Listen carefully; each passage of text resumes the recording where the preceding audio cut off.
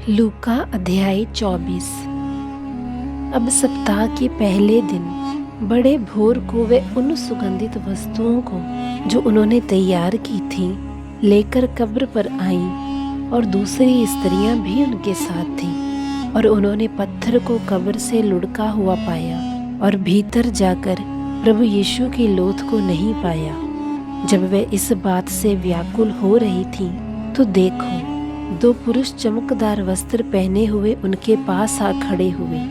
और जब वे डर गई थी और धरती की ओर मुंह झुकाए रही, उन्होंने उनसे कहा, तुम जीवते को मरे हुओं में क्यों ढूंढती हो? वह यहाँ नहीं है, परंतु जी उठा है। स्मरण करो, उसने गलीली में रहते हुए तुमसे किस प्रकार कहा था कि अवश्य है कि मनुष्य का पुत्र पापियों के हाथ में पकड़वाया जाए और क्रूस पर चढ़ाया जाए और तीसरे दिन जी उठे। और तब उसकी बातें उनको स्मरण आईं, और कब्र से लौटकर उन्होंने उन 11 को और बाकी सब को ये सब बातें कह सुनाई। जिन्होंने प्रेरितों से ये बातें कहीं वह मरियम मगदलीनी और यूहन्ना और याकूब की माता मरियम और उनके साथ की और स्त्रियां भी थीं। पर उनकी बातें उन्हें कहानी सी समझ पड़ी और उन्होंने उनकी बातों पर विश्वास नहीं किया। तब पतरस उठा और कब्र की ओर दौड़ गया, और अंदर झांक कर देखा तो केवल कपड़े पड़े देखे, और जो हुआ था उससे अचंभा करता हुआ अपने घर चला गया। और देखो, उसी दिन उनमें से 2 जन इमाउस नाम के एक गांव को जा रहे थे, जो यरूशलेम से कोई 7 मील की दूरी पर था। और वे इन सब बातों पर जो हुई थी आपस में बातचीत करते जा रहे थे। और ऐसा हुआ कि जबकि वे आपस में बातचीत और पूछताछ कर रहे थे, तो यीशु आप पास आकर उनके साथ हो लिया, परंतु उनकी आंखें ऐसी बंद कर दी गई थी कि उसे पहचान न सके। उसने उनसे पूछा, ये क्या बातें हैं जो तुम चलते चलते आपस में करते हो? वे उदास से खड़े रह गए। और ये सुनकर उनमें से क्लेयोपास नाम के एक व्यक्ति ने उत्तर देकर कहा, क्या तू यरूशलेम में अकेला परदेशी है, जो नहीं जानता कि इन दिनों में उसमें क्या क्या हुआ है? और उसने उनसे कहा, कौन सी बातें? उन्होंने उससे कहा, नासरत के यीशु के विषय में, जो परमेश्वर और सब लोगों के निकट काम और वचन में सामर्थी भविष्यद्वक्ता था, और किस प्रकार मुख्य याजकों और हमारे शासकों ने उसे पकड़वा दिया कि उस पर मृत्यु की आज्ञा दी जाए और उसे क्रूस पर चढ़ाया। परंतु हमें भरोसा था कि यही इज़राइल को छुटकारा देगा। और इन सब बातों के सिवाय इस घटना को आज हुए 3रा दिन है।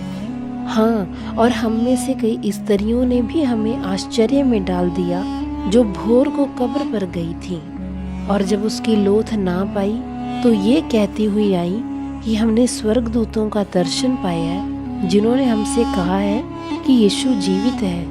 और हमारे साथियों में से कई एक कब्र पर गए, और जैसा स्त्रियों ने कहा था वैसा ही पाया है, परंतु उसको ना देखा।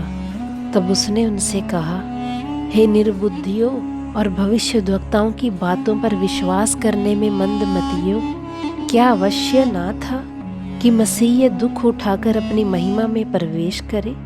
और उसने मूसा से और सब भविष्यद्वक्ताओं से आरंभ करके सारे पवित्र शास्त्रों में से अपने विषय की सब बातों का अर्थ उन्हें समझा दिया। और वे उस गांव के पास पहुंचे जहां वे जा रहे थे, और उसके ढंग से ऐसा जान पड़ा कि वे आगे बढ़ा चाहता है, परंतु उन्होंने ये कहकर उसे रोका कि हमारे साथ रह, क्योंकि संध्या हो चली है और दिन अब बहुत ढल गया है। तब वह उनके साथ रहने के लिए भीतर गया।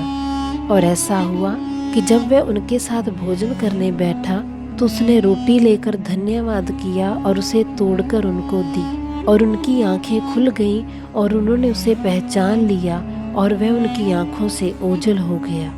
और उन्होंने आपस में कहा, जब वह मार्ग में हमसे बातें करता था और पवित्र शास्त्र का अर्थ हमें समझाता था, तो क्या हमारे हृदय में उत्तेजना उत्पन्न नहीं हुई?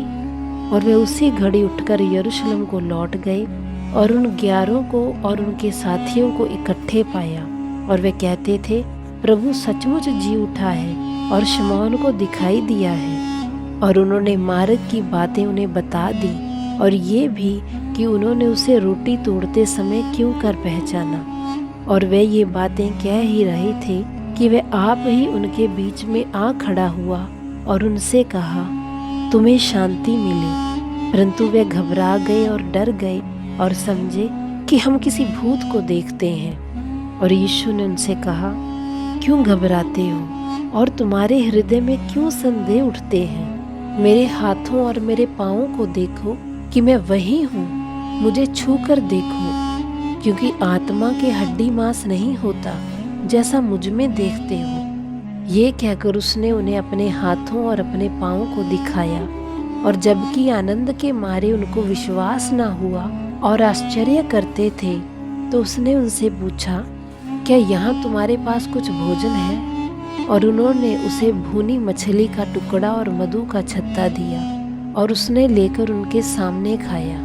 और यीशु ने उनसे कहा, ये मेरी वे बातें हैं जो मैंने तुम्हारे साथ रहते हुए तुमसे कही थी कि अवश्य है कि जितनी बातें मूसा की व्यवस्था और भविष्यद्वक्ताओं और भजनों की पुस्तकों में मेरे विषय में लिखी हैं, सब पूरी हों। तब उसने पवित्र शास्त्र बूझने के लिए उनकी समझ खोल दी और उनसे कहा, इस प्रकार लिखा है कि मसीह इस प्रकार दुख उठाएगा और तीसरे दिन मरे हुओं में से जी उठेगा और यरूशलेम से लेकर सब जातियों में मन फिराव का और पापों की क्षमा का प्रचार उसी के नाम से किया जाएगा। और तुम इन सब बातों के गवाह हो। और देखो, जिसकी प्रतिज्ञा मेरे पिता ने की है, मैं उसको तुम पर उतारूंगा। और जब तक स्वर्ग से सामर्थ्य से भर ना जाओ, तब तक तुम इसी नगर यरूशलेम में ठहरे रहो। और वह उन्हें बैतनिया तक बाहर ले गया और अपने हाथ ऊपर उठाकर उन्हें आशीष दी। और उन्हें आशीष देते हुए वह उनसे अलग हो गया और स्वर्ग पर उठा लिया गया। और वह उसको दंडवत करके बड़े आनंद से यरूशलेम को लौट गए और लगातार मंदिर में उपस्थित होकर परमेश्वर की स्तुति किया करते थे। आमीन।